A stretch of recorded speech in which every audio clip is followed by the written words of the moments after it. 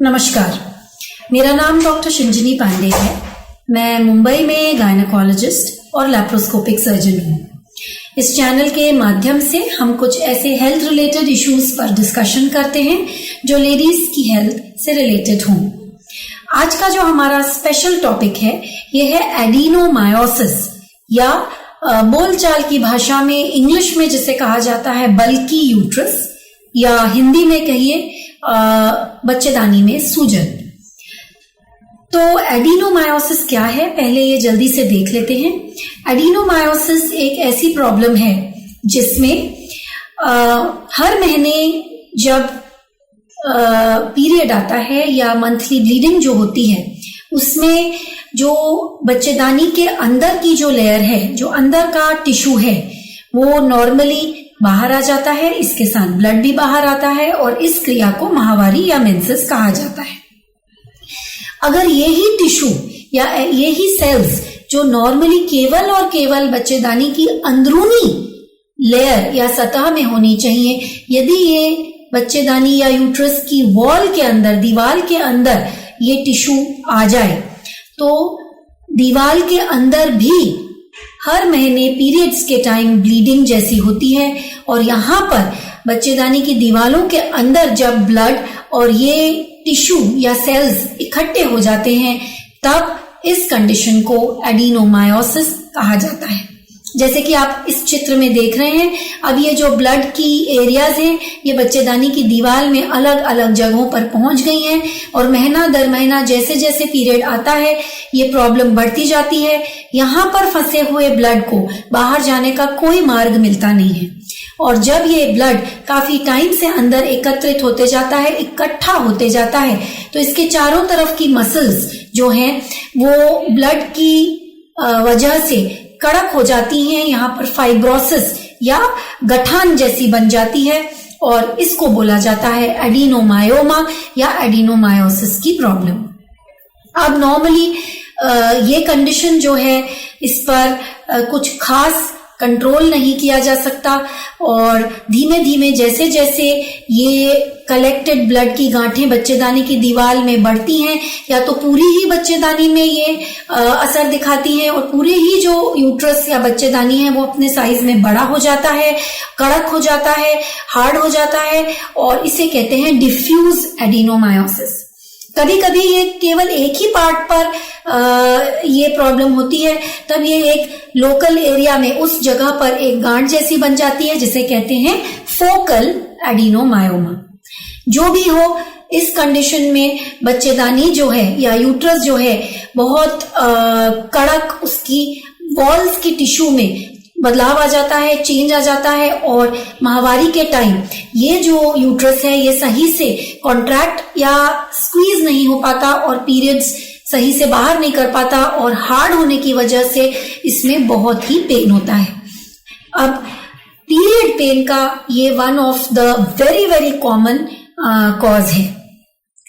कड़क या हार्ड हुई बच्चेदानी, साइज में बढ़ी हुई बच्चेदानी बहुत पेन कॉज करती है और इन लेडीज को अगर ये एडिनोमायोसिस की प्रॉब्लम काफी ज्यादा है, बच्चेदानी का साइज काफी बड़ा हो गया है, तो पीरियड्स के टाइम कभी कभी तो इतना दर्द होता है जैसे मान लीजिए डिलीवरी का पेन या लेबर पेन ही आ रहा हो।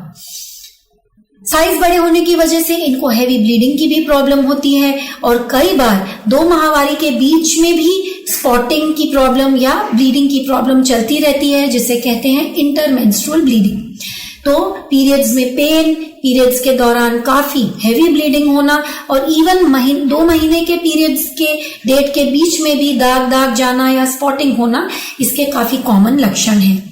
निसंतानता की प्रॉब्लम भी इन लेडीज में काफी कॉमन होती है और एडिनोमायोटिक यूट्रस जो होता है यानी एडिनोमायोसिस से ग्रस्त यूट्रस जो होता है वो कई बार ये लेडीज को प्रेग्नेंट होने में प्रॉब्लम होती है।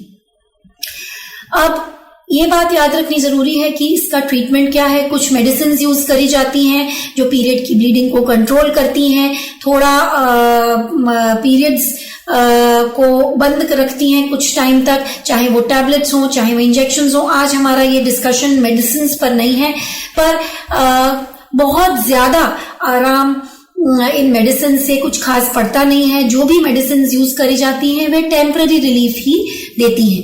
इन मेडिसिन का कुछ खास योगदान निसंतानता की प्रॉब्लम सॉल्व करने के लिए कुछ खास नहीं है। कई बार तो जो निसंतानता या इनफर्टिलिटी की जो लेडीज होती हैं उनको टेस्ट ट्यूब बेबी या आईवीएफ ट्रीटमेंट करवाना पड़ता है। इवन आईवीएफ ट्रीटमेंट में भी एडिनोमायोसिस की प्रॉब्लम अगर ज्यादा सिवियर है तो आईवीएफ या टेस्ट ट्यूब बेबी का भी सक्सेस इसकी वजह से थोड़ा कम हो जाता है। एक और स्पेशल कॉपर्टी जैसी इंट्रायूट्राइन डिवाइस जिसका नाम है, बहुत सारी कंपनीज की आती है जिन्हें कहते हैं लेवेनॉर्जेस्ट्रल बेस्ड डिवाइसेस। ये भी कई दफा डॉक्टर्स बिठाते हैं उन लोगों में जिनको अभी बच्चा नहीं चाहिए, तो ये भी अंदर दवा छोड़ती रहती है जिससे पीरियड्स की मात्रा ऑलमोस्ट निल हो जाती है, कम हो जाती है, और इससे सूजन एडिनोमायोसिस की थोड़ी कम रहती है। लेडीज को दर्द की प्रॉब्लम भी थोड़ी कम होती है, पर ये भी 100% इफेक्टिव हो जरूरी नहीं है। प्रॉब्लम तब ज्यादा उठती है कि देखिए इसका फाइनल ट्रीटमेंट, अगर ये एडिनोमायोसिस की प्रॉब्लम काफी ज्यादा है, साइज ऑफ यूट्रस काफी ज्यादा है, डिजीज की सिवियरिटी ज्यादा है, बच्चेदानी की दीवारें काफी थिक हो गई हैं, एमआरआई पर ये सबसे अच्छी तरह से मालूम पड़ता है, सोनोग्राफी पर भी मालूम पड़ता है, तब जो फाइनल ट्रीटमेंट होता है वो बच्चेदानी को निकाल देना या सर्जिकल ट्रीटमेंट जिसे हिस्टेरेक्टमी की सर्जरी कहा जाता है, यूट्रस रिमूवल की सर्जरी वो ही होता है। पर देखिए प्रॉब्लम तब आती है जब हिस्टेरेक्टमी का पर्याय या ऑप्शन हम देना नहीं चाहते पेशेंट को। मान लीजिए लेडी हमारी जो पेशेंट है वो यंग एज की है, उसको अभी बच्चेदानी नहीं निकालनी है और मेडिसिन उस पर काम नहीं कर रही हैं, तो कौन सी सर्जरी इस पेशेंट के लिए इफेक्टिव हो सकती है और हमको क्या कंसिडर करना चाहिए, ये हम आज इस स्पेशल वीडियो में देखेंगे। ये वीडियो केवल उन लेडीज के लिए है जिनको एडिनोमायोसिस की प्रॉब्लम सिवियर है। अब सर्जरी दो तरीके से करी जा सकती है। सर्जरी डिपेंड करता है कि किस टाइप का एडिनोमायोसिस है, पूरे यूट्रस में है कि एक जगह पर ही है, जैसे आप चित्र में देख रहे हैं। यदि ये फोकल होता है यानी एक ही जगह पर होता है तो हम दूरबीन मार्ग से या लैप्रोस्कोपिक मार्ग से एक सर्जरी करते हैं जिसे वेज रिसेक्शन, या एक और तरीके की सर्जरी करते हैं जिसे फ्लैप रिपेयर या ट्रिपल फ्लैप रिपेयर कहा जाता है। देखिए इस सर्जरी का अगर अच्छी तरह से करी हुई है, और जैसे कि आप सामने वीडियो में भी थोड़ा देख रहे हैं, इस सर्जरी का काफी हद तक पेन रिलीफ होने में फायदा होता है। ऐसी लेडीज के यूट्रस की साइज भी थोड़ी नॉर्मल आ जाती है सर्जरी के बाद। पर याद रखिए कि ये जो फायदा है ये केवल और केवल टेम्पररी होता है। तो इन लेडीज को ये बताया जाता है कि ये सर्जरी आपको पेन रिलीफ जरूर देगी और इसके बाद कुछ हो सकता है आपको इंजेक्शंस या मेडिसिन भी दे ताकि ये कंट्रोल में रहे, जो छोटा साइज यूट्रस का है वो छोटा ही बना रहे।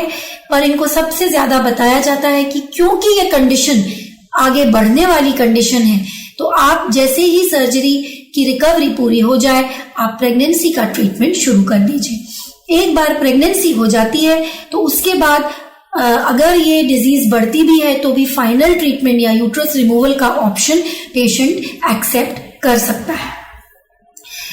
अगर डिफ्यूज या ग्लोब्यूलर एडिनोमायोसिस है, अगर पूरा ही यूट्रस काफी बड़ा हो गया है, 4 महीने के गर्भ के बराबर, 5 महीने के गर्भ के बराबर हो गया है, तो हम कभी कभी इसके लिए 2 मार्ग से सर्जरी करते हैं। कभी कभी पेट खोल के एक डिफ्यूज एडिनोमायोसिस की प्रोसीजर होती है जिसमें चारों तरफ की एक्स्ट्रा खराब हुई एडिनोमायोटिक मसल्स जो हैं वो निकाली जाती हैं और यूट्रस को रिकंस्ट्रक्ट किया जाता है। इसको ओसाडास टेक्निक भी कहा जाता है और ये भी एक ऑप्शन ऐसी लेडीज के लिए अवेलेबल है। आजकल दूरबीन से भी हम पूरे डिफ्यूज ग्लोब्यूलर एडिनोमायोसिस की सर्जरी कर सकते हैं और इसके भी हालांकि इसके ऊपर बहुत पेपर्स नहीं मिलेंगे आपको, पर इसका भी पेन रिलीफ कंपोनेंट में अच्छा रिजल्ट है।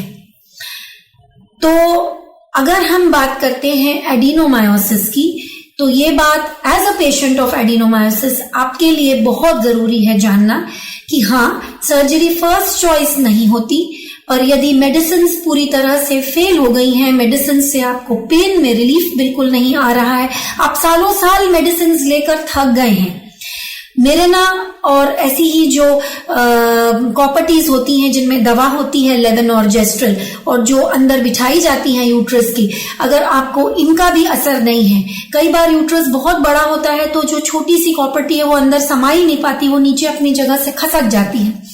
तब अगर कॉपर्टी भी खसक गई है, जो ये स्पेशल लेवोनोर्जेस्ट्रल डिवाइसेस हैं, इनका भी आपके ऊपर असर नहीं हो रहा है, और बाय चांस आपके आईवीएफ वाले डॉक्टर ने, टेस्ट ट्यूब बेबी वाले डॉक्टर ने भी कह दिया है कि आपने उनसे भी ट्रीटमेंट करवाकर आपको सक्सेस नहीं मिली है, तो कभी कभी आपके लिए सर्जिकल ऑप्शन यूट्रस बचाने के लिए ये जो 2 टेक्निक्स मैंने आपको बताई हैं, ये आप इनके लिए आपके सर्जन से, आपकी गायनेकोलॉजिस्ट से, लैप्रोस्कोपिक सर्जन से आप इनके ऑप्शंस के बारे में पता कर सकते हैं।